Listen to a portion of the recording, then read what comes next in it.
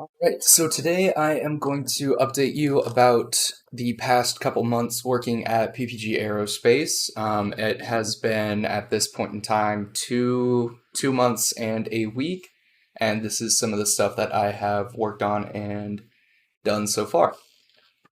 So to start with the position itself, I got this position by applying to one of the ones that Professor Campbell had listed on LinkedIn.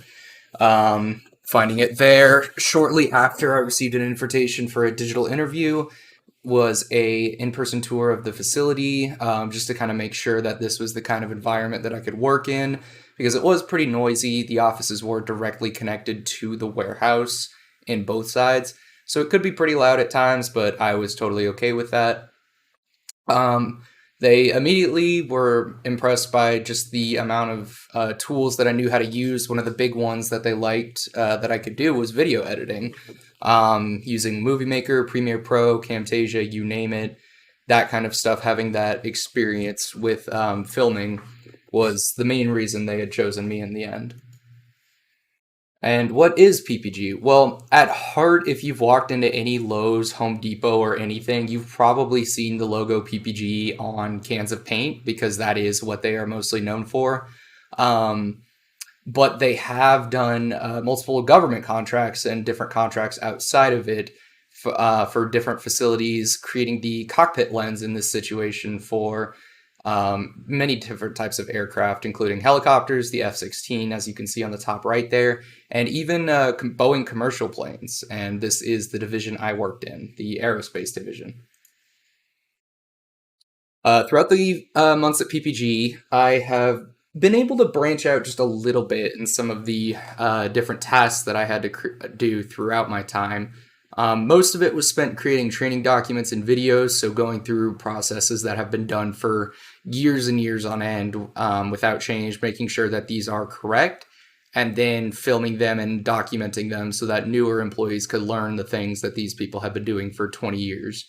I would also use Canva to create a bunch of appealing warning signs or safety signs throughout the warehouse. So things like you have to wear this sort of protective equipment in this area, you need to watch out for this in this area, that kind of thing, just attention seekers to warn people so that nobody was getting in any danger.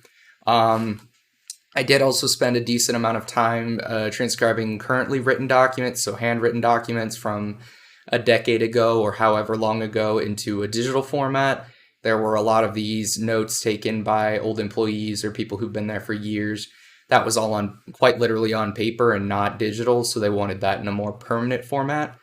I did also work with our emergency health and safety to create a safety week, quote unquote, event for employees, which was just a few days we spent with a couple booths and a couple of outside contractors to sort of showcase a couple of safety tips, tools that they can use in order to keep themselves safe, how to clean up spills, that sort of thing.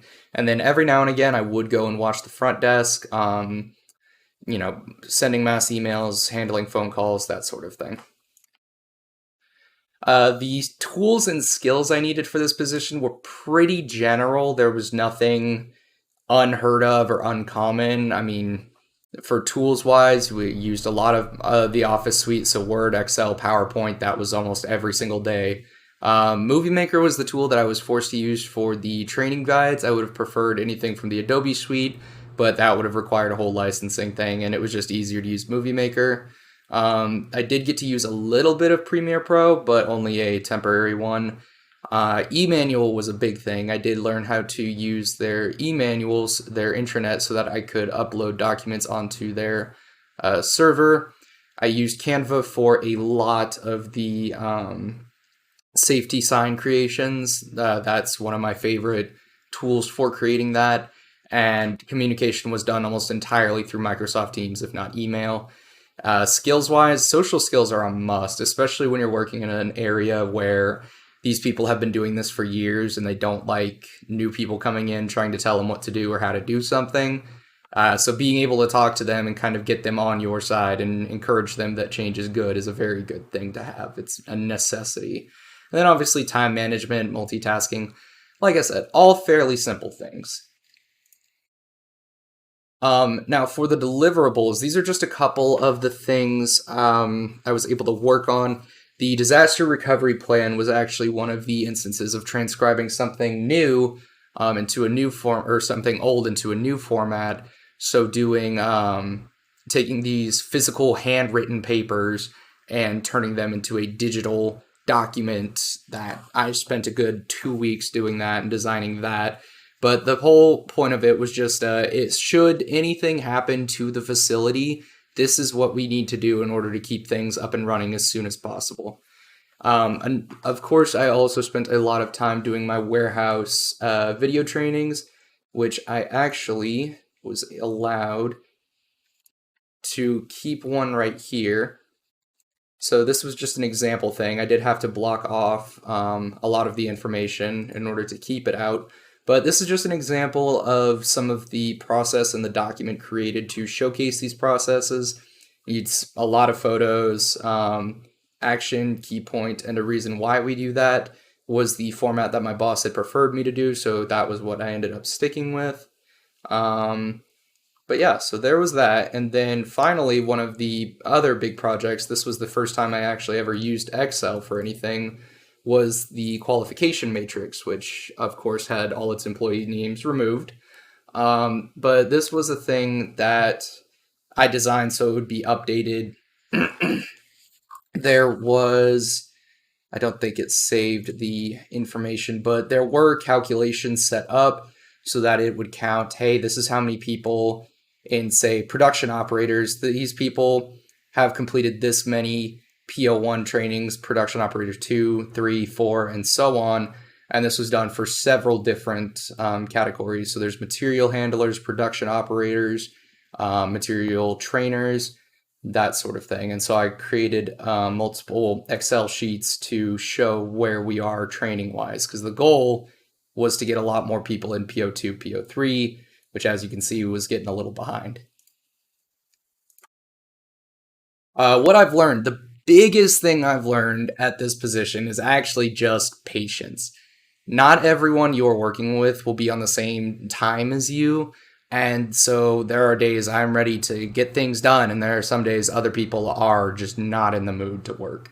And working with them takes time. On top of that, it always takes patience as well, as I mentioned earlier, with the people who've been there for 20, 30 years who think, okay, this is what I've been doing for this long. I don't think there's any reason to change that, and trying to kind of be patient with them and get them to still tell you everything so that you can, get everything completed. And so being patient with other people is a big skill that I've had to perfect while I'm out here.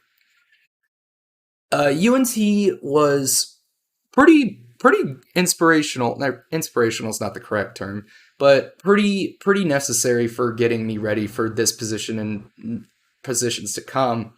I mean, obviously, being a techcomm major, having this information, all these classes that I took ahead of time gave me this kind of knowledge and this usage of tools to create the documents and to get the job to begin with. The pre-planning, the writing itself, communication skills, networking, just about everything, minus Excel, which I've been learning on my outside time. But all of that has been very instrumental. Challenges. So as I mentioned, well, actually, I haven't mentioned this one yet. The one I did mention on the bottom is the communication. But one of the other big challenges was just the infrequency of the work. So much of it, many days of the week, I would sit there having to kind of scavenge work, talk to people in different departments to see what needed to be done, who needed help with what, which is also kind of why I was able to stick my hands into so many things, was because if I didn't, I would be sitting there all day with nothing to do. And there were some days where I did do that, and that was one of just the most mentally challenging things there.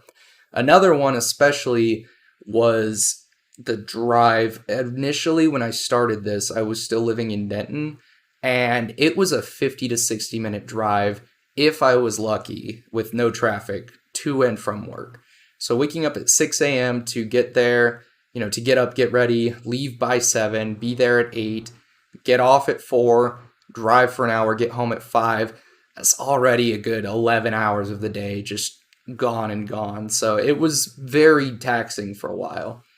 And then, of course, the most difficult part was simply communication, having to communicate with these people and kind of convince them that I'm not there to take their job. I'm not there to do their job for them. I'm there to help make their job easier. And I would change, if anything, my earlier attendance to the position. It was all out of my hands. There was the ice storm. My car ended up getting total. I had a family member pass away. I had a terrible COVID case. It was all out of my control, but just my attendance was atrocious in like the early month and a half. But I have been working, obviously, correcting that now.